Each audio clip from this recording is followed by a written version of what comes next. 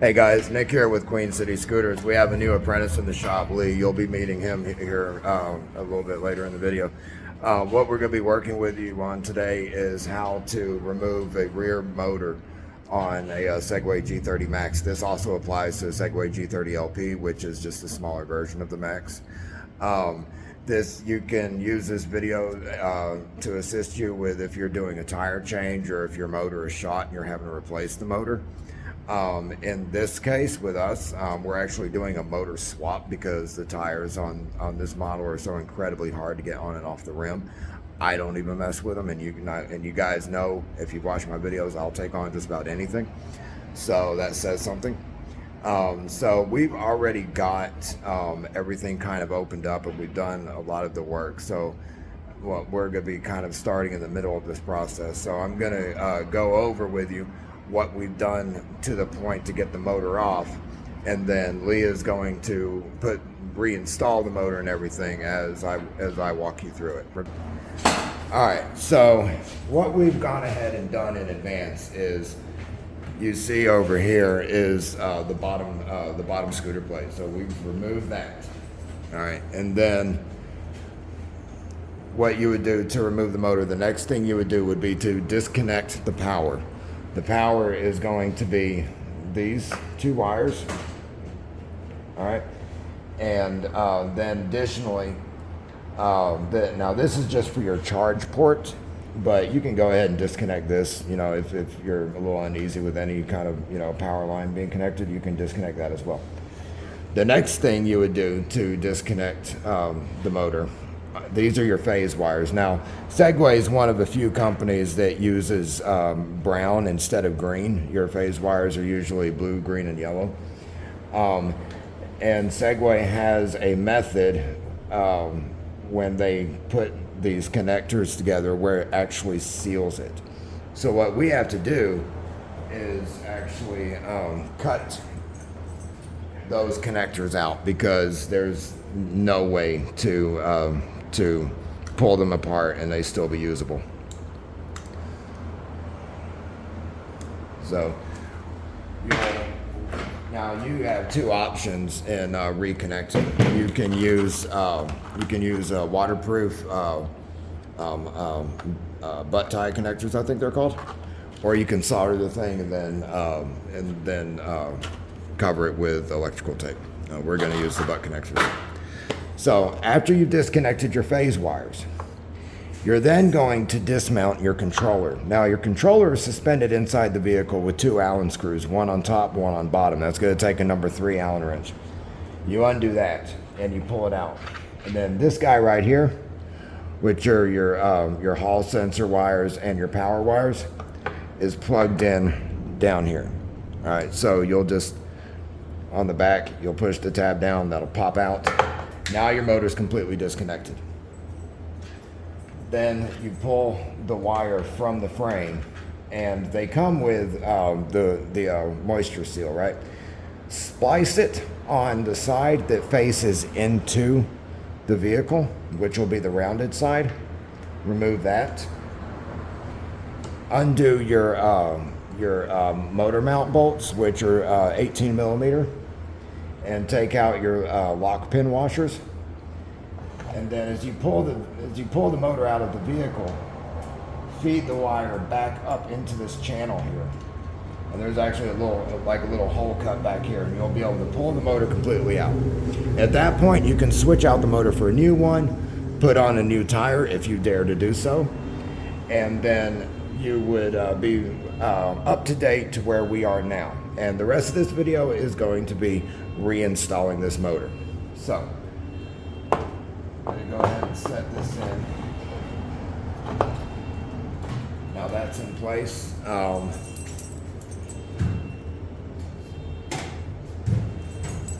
right, I'm going to put the camera on Lee here.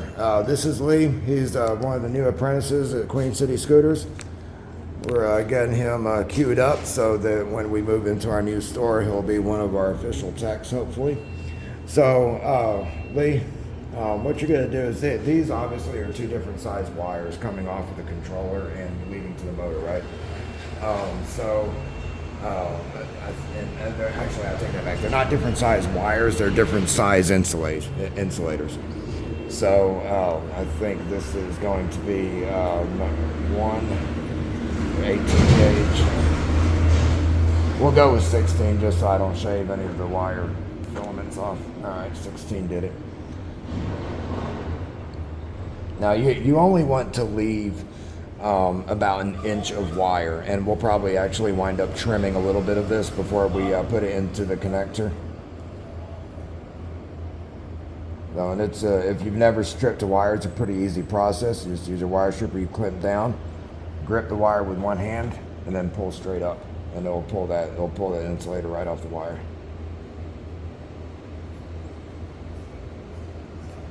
All right, you want to do those three for me? Sure. And you can probably try the 16 gauge setting. You might even be able to move to 18.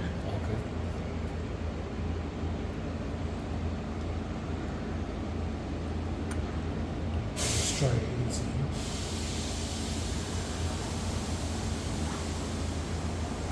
You kind of let off the handle just a smidgen once you crimped the the insulation, and then pull while you do it. And don't do it that far down. You only want to do it about an inch down.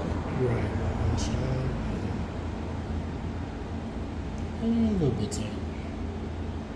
Sometimes I'll do it in two places. And it comes on. Yeah. I'll try to get with 18.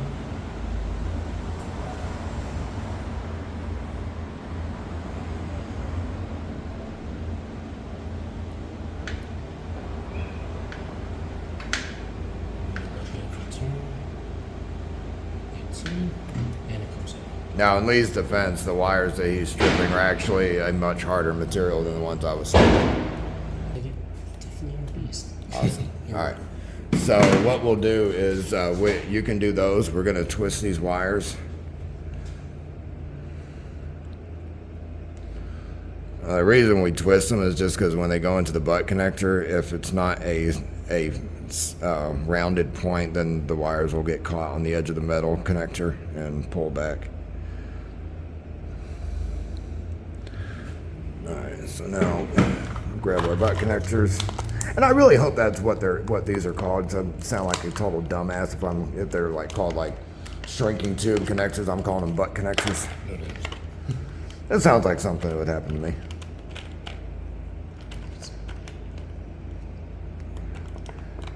You know, speaking of these, some of the first models of the public scooters here in Charlotte were a version of these G30s, and it was, I don't know if it was last Halloween or the Halloween before. I was next to the Blumenthal Theater, and this one guy comes up, and he's flying up the side of the building, and he hits, and they had front and rear brake, unlike the public model. And the guy hits the back brake, and he skids does a slide real skillfully. His buddy behind him, who is not skillful at the vehicle, tries to emulate him and winds up hitting the front brake instead of the back brake and catapulting himself over the handlebars. I couldn't stand up for about 15 minutes. I was laughing so hard. That was truly one of the funniest things I'd ever seen. Much better. All right, now we have our clippers here. So if you look at your butt connector, you can see the midpoint, right? That they always mark the midpoint for you. And my camera's not focusing very well. There you go. All right, so that's your midpoint. So you know the length of your wire by holding it up to the connector, right? So we know that we want to trim about half of that wire off. And we're going to go ahead and do that to each one. Now this just ensures that you have the only amount of wire exposed, and you don't have any that's sticking out of the end of the connector.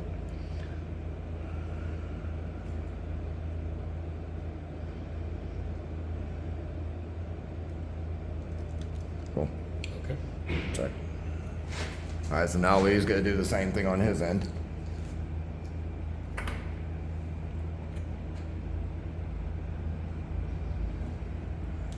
Right about there. Okay.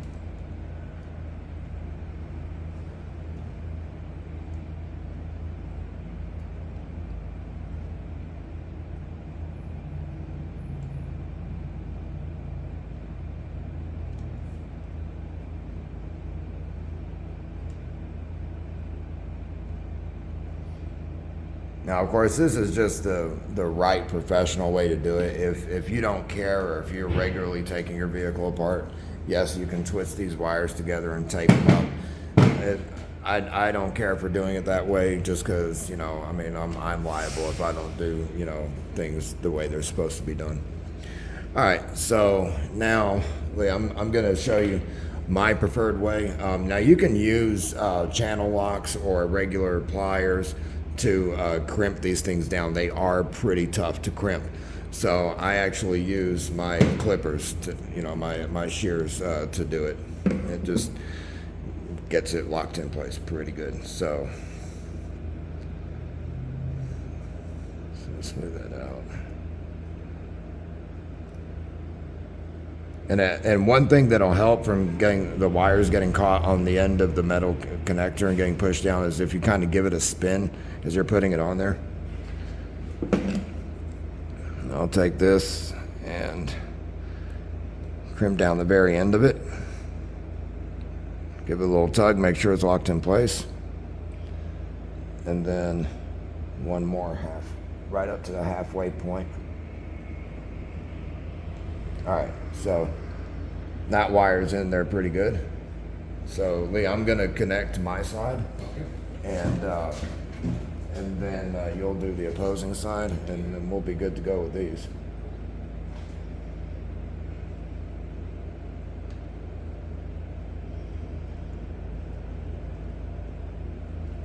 Getting caught just like I was talking about.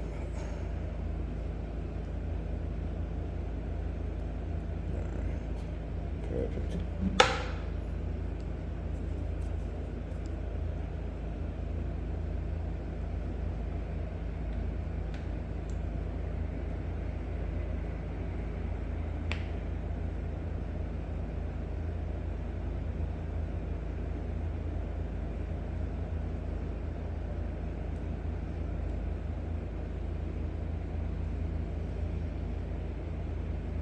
What was that, Mr. What was it? Mr. Burns used to say to his assistant, "Excellent, Smithers." Yeah, definitely.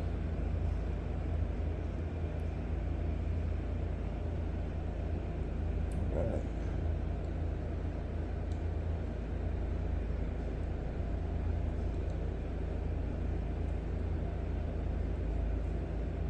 Beautiful. All right, you go ahead and do what you do. All right. So obviously we're matching blue to blue, Yep. yellow to yellow, and brown to brown.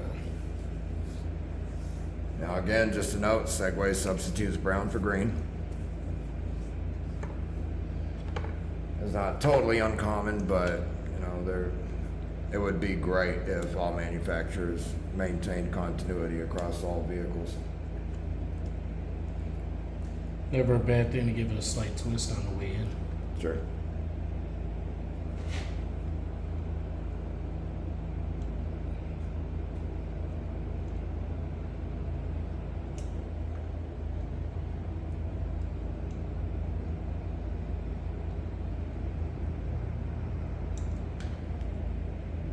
Pulling it. Oops.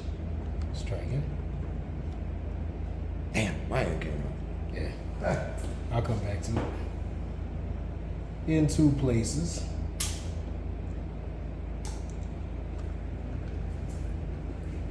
Just go ahead and give it a slight twist from the earlier, just so it fits back. Actually, No, don't pull it off. Don't pull it off. Here's okay.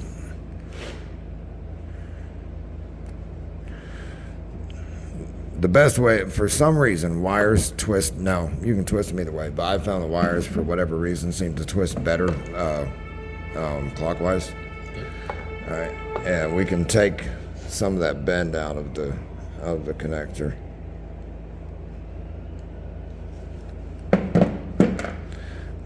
Now, hopefully, we don't have to replace the connector. That's always there. We go. Where's it gonna go? Where's it gonna go?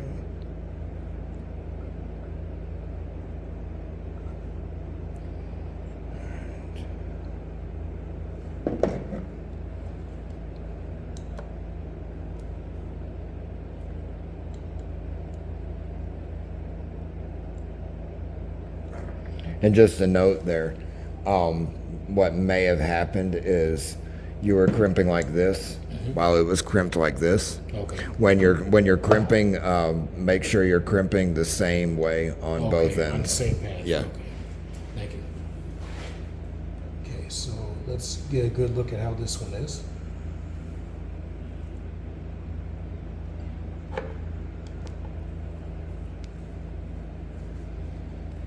Let's go to the furthest extent down.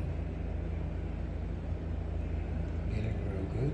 I'll give you guys a little background on Lee. Lee actually came to the shop and asked to take part in our apprenticeship program because he is endeavoring to design his own e-bike, which I just think is fucking awesome. So he's done a lot of research. Is so far is the most knowledgeable apprentice that I've had. So my hat's off to Lee on that one. Awesome. Thank you so much. Appreciate that. And likewise with the yellow wire, as far back as we can in the same path. Yep. Nice good crimp 2 times.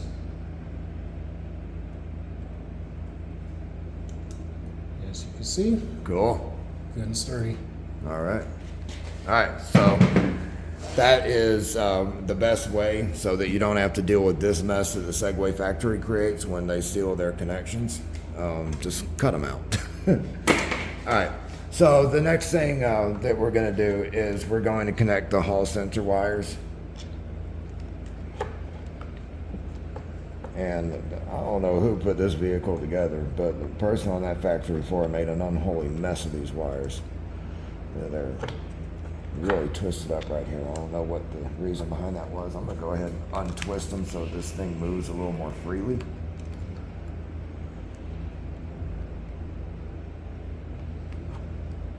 Really makes it hard to position the controller when they've got these wires twisted in an uncoordinated path.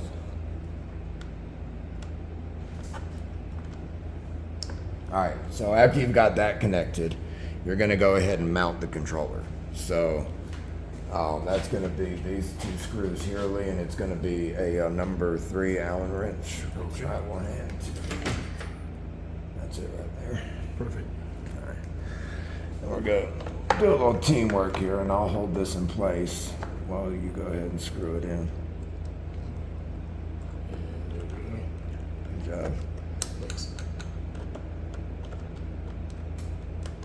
See, my luck, I would have dropped that screw in there and we would have had to have done all sorts of disconnections. And not too hard to do with these things. No. Another thing that's always good to have on hand when you're working on a scooter is a telescoping magnet. It makes retrieving screws out of tight spaces a lot easier. Did we not leave enough space there? Maybe just rise a little bit. Oh, yeah. So go probably ahead. don't go all the way tight on the first one. Well, you can just make sure that now you can go ahead. Slide. Now you can tighten it down. That top one. Okay. Let me see bottom finger. There it is. So, slip down. See how easy it is? Yep. Okay. So, and I used to have a telescoping magnet. A person who I will not mention, I suspect, took it from the shop. It still made it. All right. Now that takes a particular skill to be able to fish a screw with the tool that you're using and tighten it in. No kidding. All right, cool. All right. And now the last thing that we'll do is connect the charge port and the battery power. So, we actually never disconnected the battery power on this one, but we will connect, or disconnect it. We didn't disconnect the charge port, sorry. All right. So now all that's reconnected. Before we close all of this up, what we're going to do is we're going to go ahead and screw down. We're not going to use the lock pins just yet because what we're about to test is that we've actually connected everything properly. So we're just going to put a little bit of tension on, or a little bit of torque on the motor mount bolts.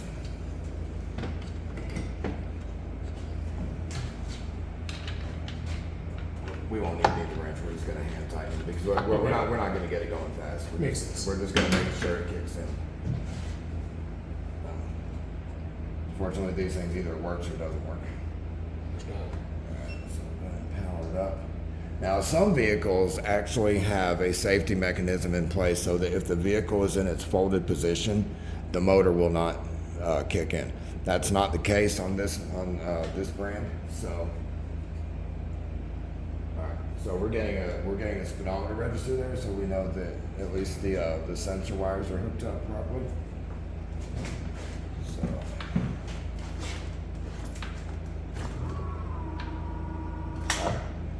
So that motor works. Just turn off the motor. All right, and so basically the last step is just making sure that your moisture sealers, or your what do we call those? Not moisture sealer. Well, just a moisture seal, man. I'm tired, guys. I can't think of the correct terminology for everything. So that will push the rest of the way down as we put the deck lid back on, or not the deck lid, the floor lid, the bottom plate, whatever you want to call it. Like I said, I'm lacking in the terminology department today. You want to tuck go ahead and tuck your phase wires underneath the controller, depending on which side you have it laying on.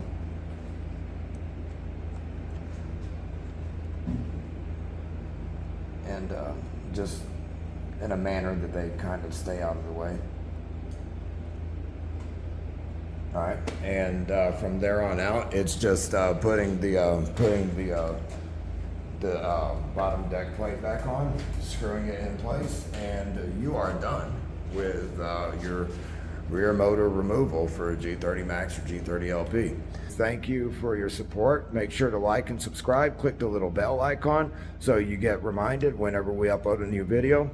And remember, please be considerate of pedestrians. Always look out for vehicles. Just because you see them doesn't mean they see you.